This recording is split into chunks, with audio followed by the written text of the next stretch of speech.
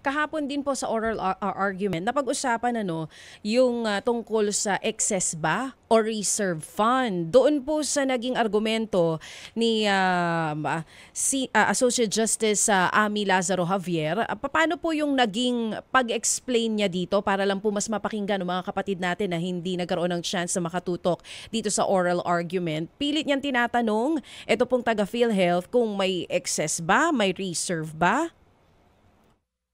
Yes. Alam mo, magulo na ang PhilHealth sa pagsagot niyan eh. Sabi nila, there's no such term. Ang term daw nila iba.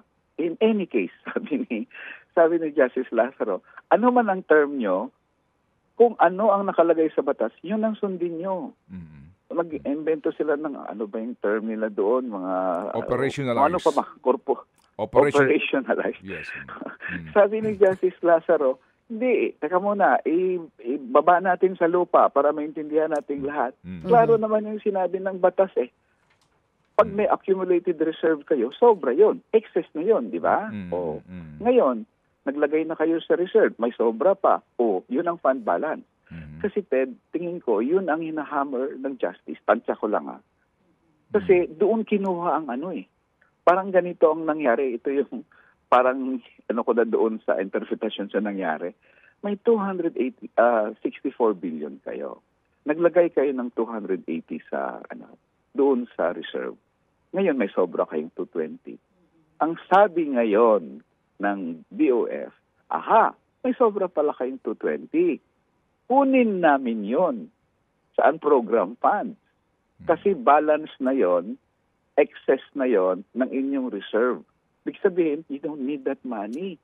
Kasi sobra na pala yun sa reserve funds. Yung laki na nga ng reserve fund nyo 280 billion. Kunin na, doon pumasok si unprogrammed fund ngayon.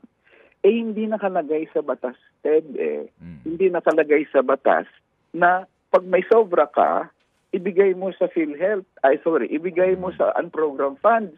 Ang nakalagay doon, pag may sobra ko, idagdag mo sa benepisyo ng miyembro. Yun ang nakalagay sa batas Opo. Pero ang kinuha ng unprogrammed fund, yung sabi kasi ng DOS, sobra pala kayo May 220 billion kayong sobra. So, bawasan pa natin yan para sa unprogrammed fund na Ted. I'd like to explain lang sa amicus kahapon. May isang amicus doon, si Susara. Sabi niya, yung unprogrammed fund, pork barrel yan Kaya, parang kumuha ka ng pondo sa miyembro para gastusan ang favorite pet projects ng mga legislators. Kaya that was a very incisive comment from the amicus kahapon nang sinabi niya, hindi ito simpleng kasi ang pagka-explain ng mga DOF.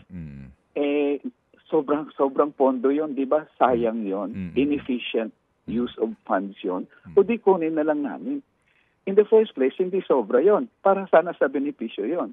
In the second place, maging efficient ba yon pag kunin mo ang pondo ng PhilHealth para gastusin sa pork barrel?